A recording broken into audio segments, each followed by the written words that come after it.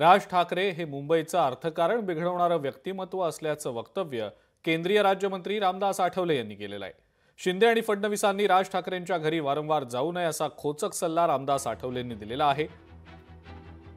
पुढची 10 वर्ष मोदीच पंतप्रधान राहणार असल्याचं भाकीत सुद्धा यावेळेला रामदास आठवलेंनी वर्तवलंय।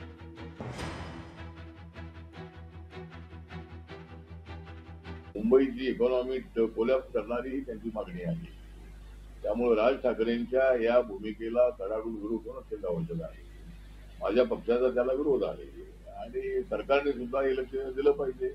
महाराष्ट्र ही देशाची इकॉनॉमी राजधानी, आर्थिक राजधानी आहे आणि पुन्हा पुन्हा मुख्यमंत्र्यांनी उपमुख्यमंत्र्यांनी राज ठाकरेंच्या घरी सारखं जाता का कामा नये। आमच्या घरी एकदा येत नाही आणि तिकडे मात्र अनेक खात आहे। त्यामुळं आमच्या घरी येण्यास विषय नाही आहे, पण ठीक आहे, मित्र म्हणून जायला हरकत नाही आहे। लोकशाही मराठी ऐका, पहा, जागरूक रहा।